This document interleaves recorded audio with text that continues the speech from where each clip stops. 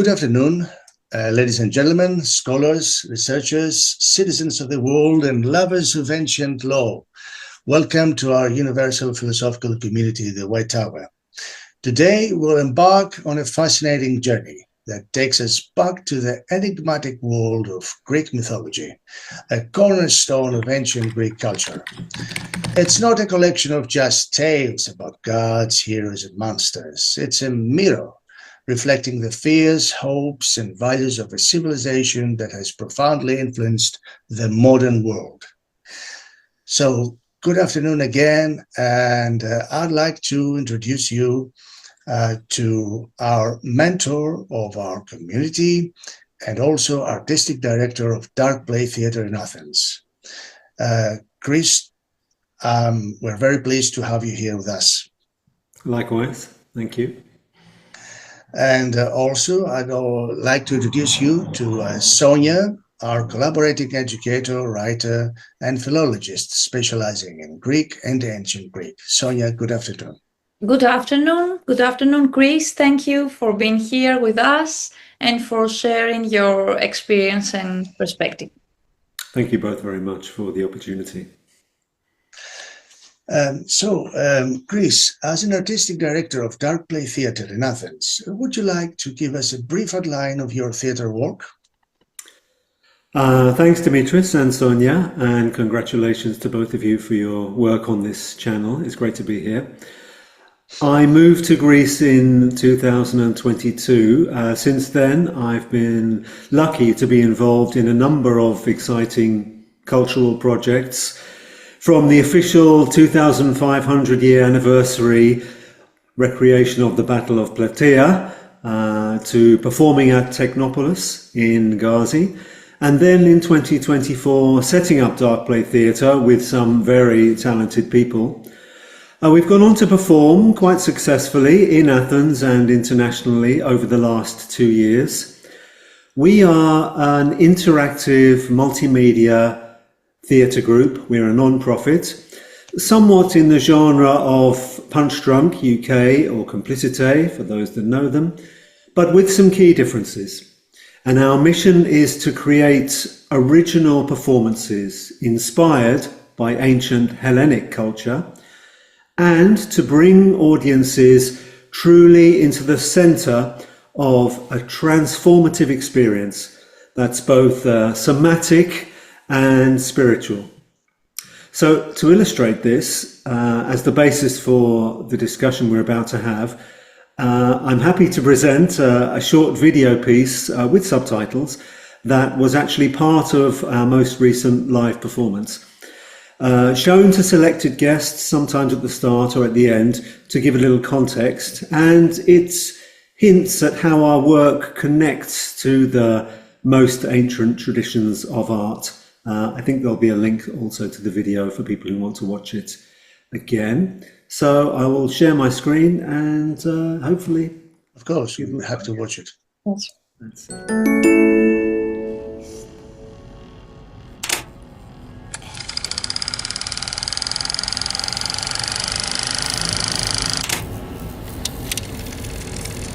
Αναζητώντας την ιερή αλήθεια. Στοχασμοί για τη σημασία της αρχαίας ιστορίας και μυθολογίας από τον καλλιτεχνικό διευθυντή της DARKPLAY THEATRE. Η ελληνική λέξη μύθος σημαίνει λόγος, η ιστορία. Οι μύθοι εξηγούν τα θεμελιώδη στοιχεία της ανθρώπινης ύπαρξης. Από πού προέρχεται ό,τι γνωρίζουμε, τι είναι σημαντικό και ποιος είναι ο σκοπός της ύπαρξής μας. Είναι σημαντικό να κατανοήσουμε ότι όταν χρησιμοποιείται ο όρος μύθος, δεν υποδηλώνεται ότι η αφήγηση είναι ψευδής, αλλά ότι είναι ιερή. Ιερό ορίζεται αυτό που συνδέεται με το Θεό, το απόλυτο, το υπερβατικό, το μεταμορφωτικό. Έχει ιδιαίτερη πνευματική ή μεταφυσική σημασία, κάτι που προκαλεί δέος, σεβασμό ή ευλάβεια, καθώς θεωρείται ότι εμπεριέχει μία ανώτερη δύναμη, η αλήθεια. Ας περπατήσουμε μέσα στον χρόνο, στην παρουσία των θεών.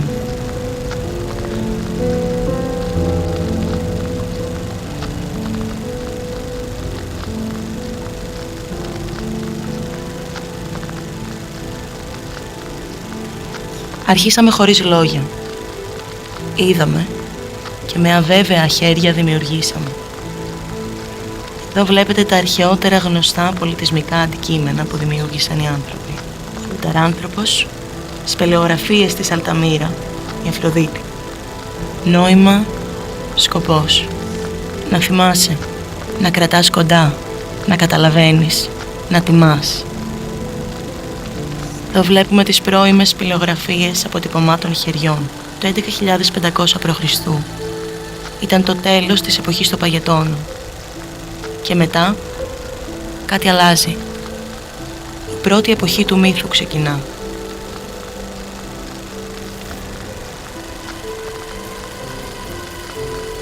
Βλέπετε τη διαφορά?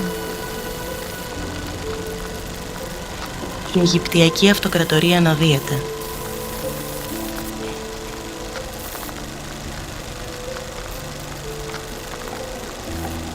Η εποχή των πυραμίδων. Αναδυόμαστε και χτίζουμε με μια νέα ενέργεια. Οι θεοί υψώνονται πάνω από μας και παρόλα αυτά είναι μαζί μας. Ο Σαργών της Αρκάδ κατακτά την Ουρούκ, την Ουρ και τη Μεσοποταμία. Η πρώτη πόλη των θεών είναι η Μαρδούκ της Βαβυλώνας. Και μετά, από την καρδιά της αρχαίας Ελλάδας, έρχεται η πρώτη άνθηση. Τέχνη, τελετουργία, ομορφιά, μυστήρια.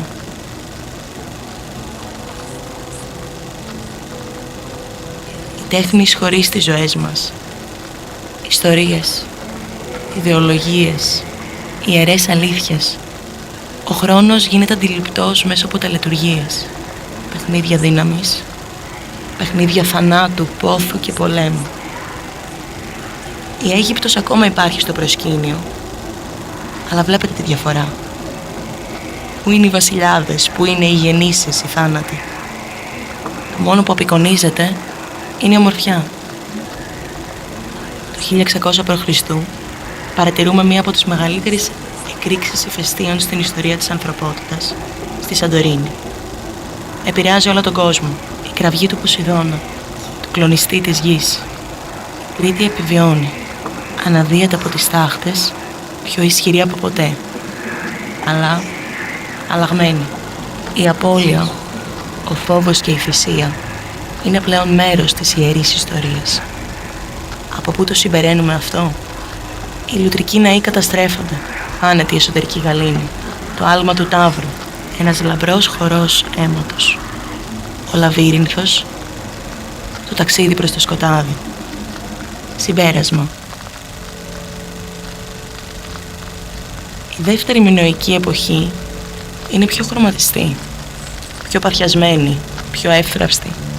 Επειδή η μύθη μας, τα σύμβολά μας, η τέχνη μας εμπεριέχει βαθιές ιερές αλήθειες. Οι ιερές αλήθειες δεν είναι μονολυθικές, δεν είναι αμετάβλητες. Καθρεφτίζουν τις τραγωδίες μας, τους φόβους μας, το συλλογικό μας ταξίδι. Είμαστε ο μύθος. Είμαστε η αλήθεια. Είμαστε ο λαβύρινθος.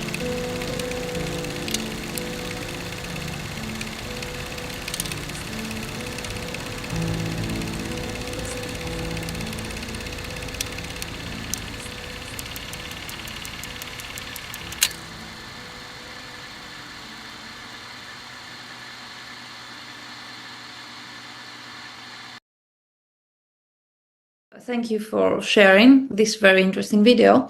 My question for you now,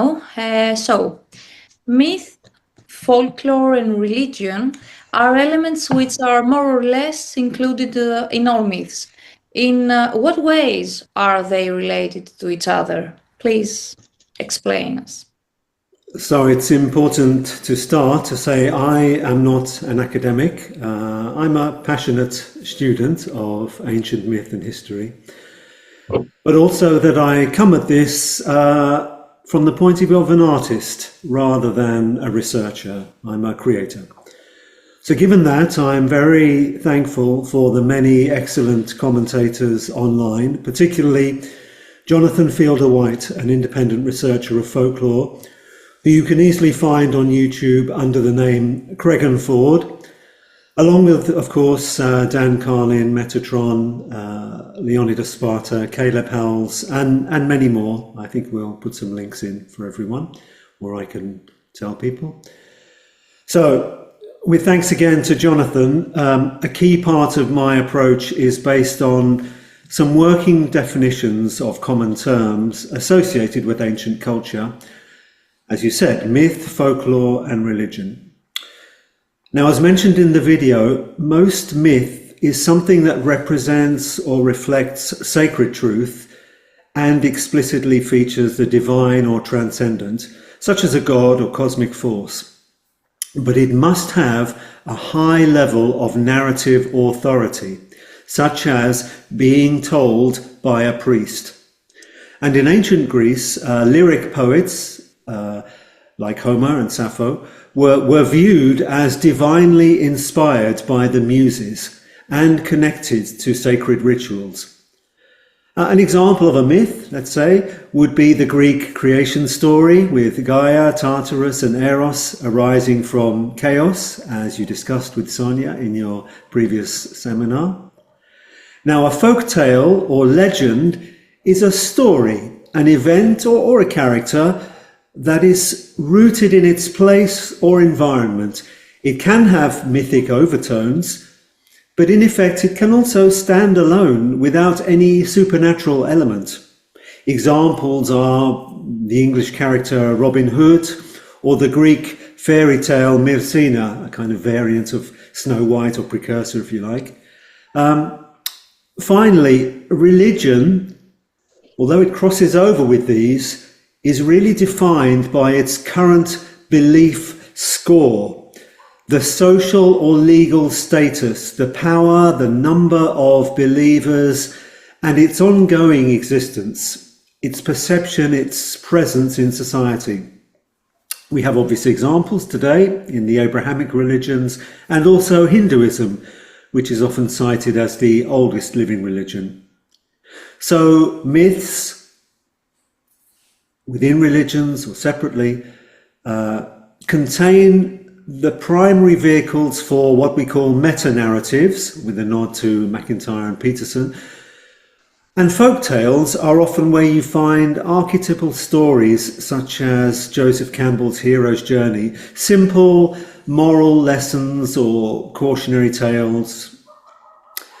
These stories change through time and landscape. They can move from one category or another, or exist simultaneously. New archaeological information might rewrite our understanding. In fact, I think my video is already out of date. And stories often exist organically within communities and evolve with them. So these are not dictionary definitions.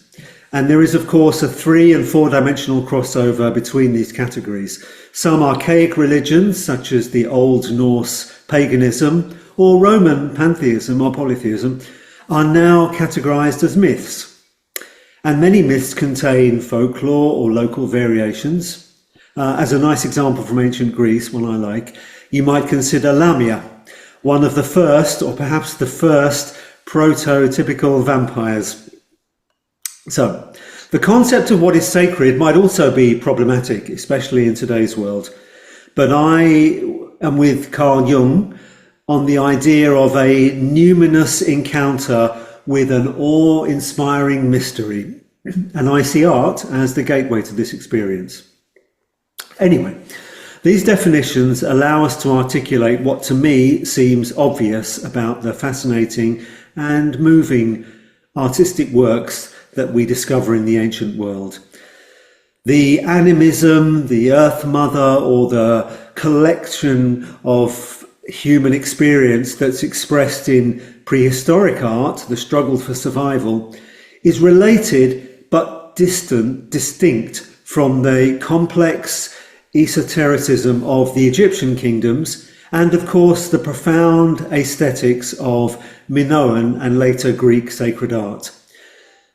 That later art goes beyond just storytelling or status symbol and power assertions. The Aegean tradition dominated under the name of classicism, even in a Christian setting, up until modernism, and it's still, in my view, intuitively present in our subconscious experience of art. So in our work in DARKPLAY THEATRE, this manifests as the ineffable, the areta, the challenging, intense pursuit of beauty, to kalon, an Aristotelian telos that drives the whole team. Okay, thank you so much. Thank you. Excellent. Excellent explanation. Now, coming to the dawn of myths, from the Neolithic era to the Bronze Age to the Minoan and Mycenaean influences and Homeric epics, up to a classical period. Talking about a time of significant transformation. So curious to know the transition of myths from the ancient times until today. Could you please travel us back to time to see this journey of the Greek mythology unfolding? Well, I'll try. It is fascinating. I encourage people to take advantage of all those online resources, such as Craig and Ford and many other creators more knowledgeable than myself, but I can summarize what I have in my head at the moment.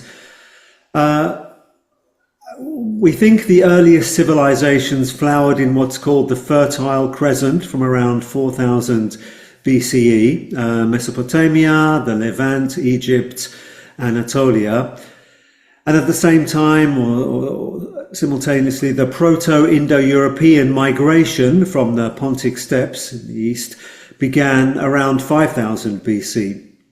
So the Aegean, and particularly Crete and Cyprus, are at the strategic center of what became a vast interactive Bronze Age network of very sophisticated cultures that flourished from about 3500 BCE.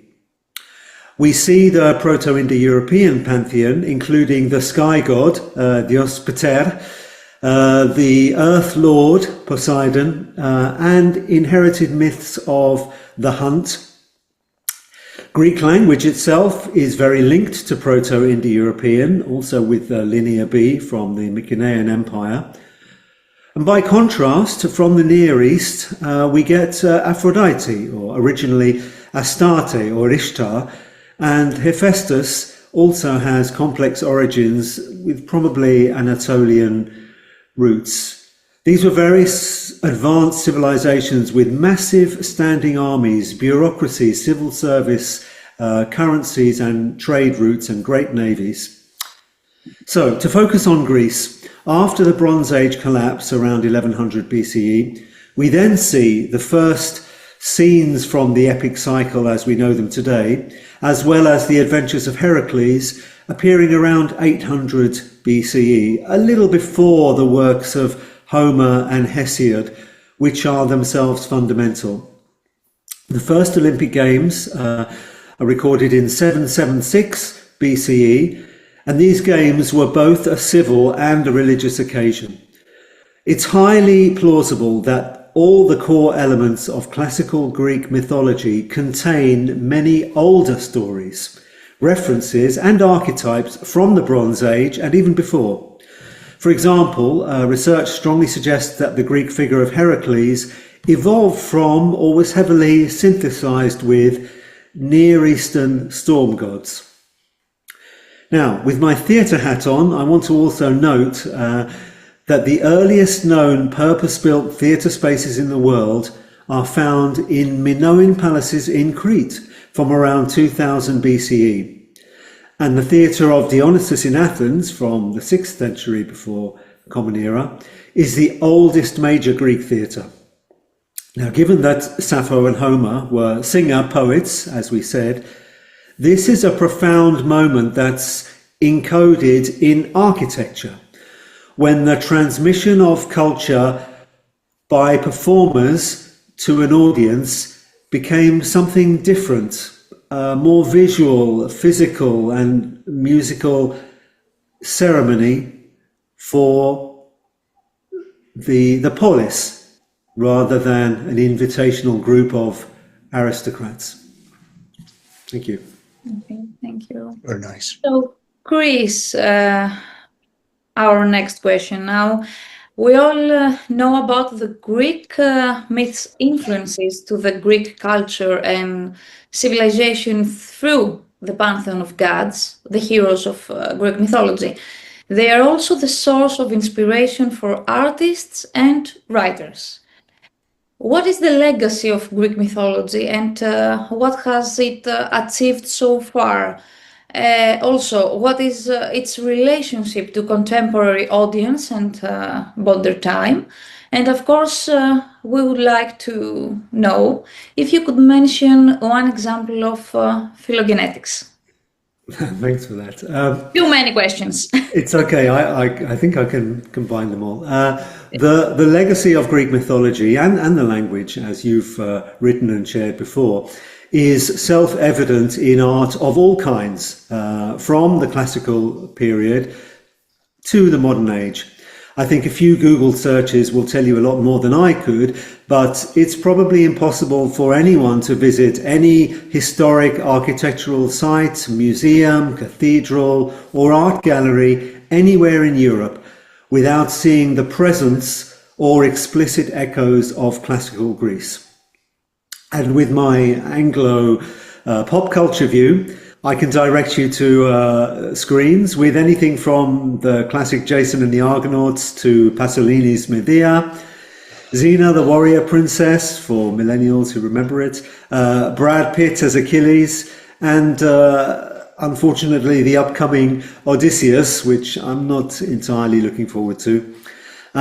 What makes Greek mythology compelling, I think, to our audiences and to artists is the way it poetically distills those sacred truths I talked about before and powerful but complex moral stories and themes. The presence of hubris, the nature of sacrifice, redemption through virtue, and the influence of both fate and luck, and the three-dimensional avatars, the characters that bring these tales to life. The stories are not morally black and white or shades of grey. They are just the opposite. They are a garden, a la J.L. Borges, of forking paths that provide relevant and insightful reflections on the human condition and our spiritual connection. They connect us to the mystery rites of the ancient world, to Elefsina and Delphi, to the cryptic language of seers and shamans, and of course, they are violent, they're exciting, they're dark, sexy, they're unpredictable and uncomfortable, and they live in our language, our place names, and our names. Dimitris comes from Demeter, one of the oldest gods, with Minoan and Mycenaean roots, and Sonia comes, via Eastern Europe, from Sophia. A quick note on phylogenetics, because it's an interesting part of the academic approach. It's also relevant to my sense of what binds Neolithic, Bronze Age and classical mythology together as profound and timeless artistic vehicles for deeper truths and transformations. Although it is an area not without controversy in academia. Phylogenetic analysis of myths applies biological evolutionary tools to stories. So it traces the descent, modification and diffusion of narrative elements, called mythemes, over time. And it looks at the core elements of stories from across the world that can be correlated, just like the DNA markers of populations. And it looks for support in terms of timelines, following the migratory patterns of humans, and so on. An obvious example is what's known as the cosmic hunt, which is perhaps the oldest established myth, which appears across Eurasia and the Americas and slowly evolved over thousands of years while retaining essential non-local elements that can be matched. If you look up at the well-known constellation of Orion, the hunter from Greek myth, and you'll see the cosmic hunt in action. Thank you very much. You indeed combined all of them. Thank you. Very nice. So, Chris, our last question for today's session. In most of the traditional plays, theatrical plays, the audience takes a passive role, and the spectators usually watch the scripted action and listen to the scripted dialogues. There is this proscenium stage separating the actors from the seats. The play is director-led, and the plot is often linear. So, in what ways does your theatre differ from the rest of the theatrical plays, and what kind of theatre it is, what it specializes in, what your core mission is, some of your key productions and recent activities you could tell us. So, combining, of course, all these historical elements you have mentioned. Okay, well, that's probably the most difficult question. I have some prepared elements for that question, as I do get asked. Some of what we do creatively is a wordless, organic, mysterious process. It's also a team effort. We have a director who was trained in ancient Greek dramaturgy, as well as the Terzopolis method. I can guarantee that your experience in a dark play performance is impossible to really describe or even capture on film. You enter a different world. What we do is take the sacred elements of those ancient stories and the core narratives of the myths and combine it with a fully immersive and ritualized sensory experience. It's a choreographed journey that allows the audience to engage with the themes, and with our approach, which is highly interactive, each performance becomes a mystery rite, an active and personal experience full of surprises and direct up-close interactions. But we have the chorus, we have the voice of the gods, and we have a sense of purification as it used to occur in Delphi and elsewhere. I'm also mindful, and we think about some of those Aristotelian concepts of aesthetics, which are really well suited to the presentation of mythic narratives, particularly mimesis, imitation. So art imitating reality, but carefully through arrangement to highlight universal truths rather than focusing on very small specific facts. Then catharsis. Tragic art providing a purging, purifying of emotions, a cleansing specifically of pity and fear, allowing the audience to experience a relief and insight through this emotional process.